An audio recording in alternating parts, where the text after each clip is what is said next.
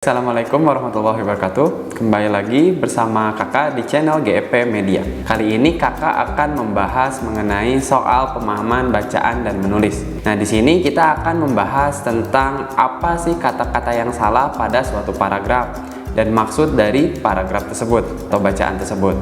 Ya, kalian harus memahami tata cara bagaimana menulis yang benar dan juga apakah kata tersebut sudah benar atau masih belum. Kalian harus terlebih dahulu menguasai atau sering membaca sehingga kosakata kalian itu nambah ya. Nah, langsung saja ke soal nomor yang pertama. Teks yang pertama ya. Oke, kalian nanti bisa pause dulu video ini dan baca ya. Kita langsung ke soal yang pertama, yaitu judul yang paling tepat untuk menggambarkan isi dari teks di atas adalah yang mana? Oke. Nah, untuk jawaban soal yang ini adalah yang yaitu pematangan demokrasi dan politik di Indonesia. Kalau kalian baca betul-betul tentang teks ini, kalian akan mendapati proses pematangan demokrasi yang dialami oleh Indonesia, bukan perjalanan politik demokrasi Indonesia, karena di sini tidak dijelaskan secara rinci, maupun jenis-jenisnya. Jenis-jenisnya juga nggak disebutin kan dalam teks tersebut. Nah, sementara yang C itu perjalanan politik di Indonesia. Nah, di sini itu salah juga ya pilihan yang C, gara-gara dia itu tidak menjelaskan secara rinci dari tahun ke tahun sistem apa yang dipakai oleh negara Indonesia. Oke, dan yang terakhir itu adalah D, tantangan politik dalam demokrasi. Yang dijelaskan di sini adalah proses pematangan, di mana Indonesia ini setelah mengalami proses pergantian sistem pemerintahan yang kemudian Indonesia ini menggunakan sistem presidensial yang setelah sekian lama kemudian dikembangkan sistem presidensial tersebut. Maka jawaban dari soal ini adalah yang E ya. Untuk soal yang kedua, kata berimbuhan yang tidak tepat pada paragraf kedua ya. Dari sini kita bisa lihat ya, kita perlu tahu yang namanya kata dasar. Untuk yang A, memfasilitasi, kata dasarnya itu dari kata fasilitas. Oh, berarti sudah benar ketika menggunakan imbuhan me dan i pada awal dan akhir kalimat. Sementara yang B, lihat, yang B itu adalah memperbaharui. Kalau kalian mencoba mencari kata dasarnya ya, kata dasarnya itu adalah baharui. Sementara kalau kita cek di KBBI itu nggak ada kata-kata yang namanya baharui. Nah, kalau kalian ketik di KBBI maka akan merujuk ke kata baru, sehingga kata baku yang seharusnya digunakan adalah memperbarui ya, bukan memperbaharui. Sehingga kata berimbuhan yang tidak tepat pada paragraf kedua itu adalah yang B atau yang memperbaharui.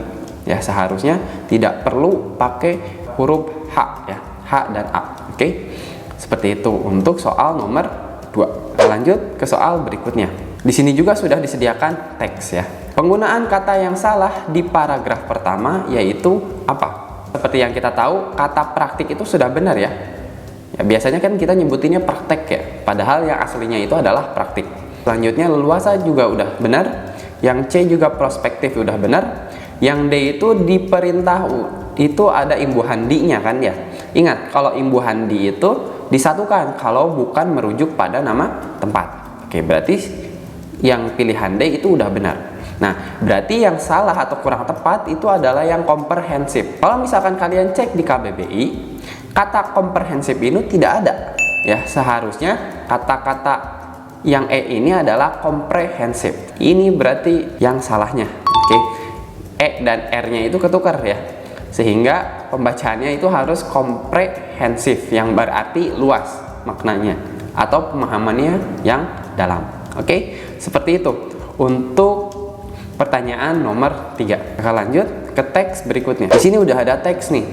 Nah, di sini kita bakal memperbaiki kata-kata yang sudah diberikan nomor. Yang nomor pertama, apakah kata bernomor 1 perlu diperbaiki? Jika perlu, kata apa yang paling tepat untuk menggantikan kata tersebut? Kita lihat kata-kata yang ada di nomor 1, yaitu Korean Wave, yang asalnya diberi tanda kutip. Nah, seperti yang kita tahu, Korean Wave itu berasal dari kata asing, ya. Dimana kalau kata asing itu tidak perlu menggunakan yang namanya tanda kutip, ya.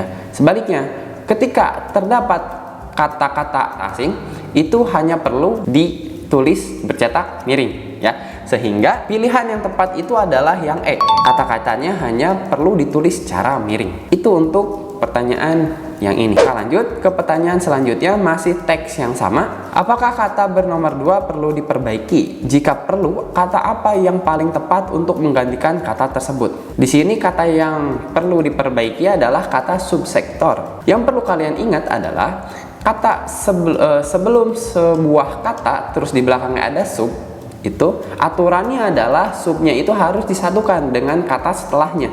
Tidak perlu ada yang namanya pemisah seperti garis. Sehingga perbaikan yang perlu kita lakukan adalah menggabungkan kata sub dengan kata sektor. Maka dari itu jawaban untuk nomor yang ini adalah yang B atau subsektor dengan penggabungan kata. Tidak perlu penulisan yang miring karena ini bukan kata asing. Mungkin dari kakak cukup sekian ya soal yang kita bahas. Tips untuk kalian untuk mengerjakan PBM itu adalah kalian harus banyak membaca, karena kata-kata yang akan keluar itu banyak banget ya kemungkinannya. Jadi kalau kalian banyak membaca, kalian akan menambah banyak kosakata yang kalian tahu. Kalau kalian banyak tahu, kalian juga tahu cara penulisannya. Oke, dan juga hati-hati dalam hal membaca ya, karena ada informasi yang penting di setiap bacaan. Di akhir video ini kakak sudah menyiapkan 2 buah soal ya. Jadi kalian baca dan kerjakan, nanti tulis jawaban kalian di kolom komentar. Oke, mungkin itu saja yang bisa kakak sampaikan. Kurang lebihnya mohon maaf. Assalamualaikum warahmatullahi wabarakatuh. Sampai jumpa di pertemuan berikutnya.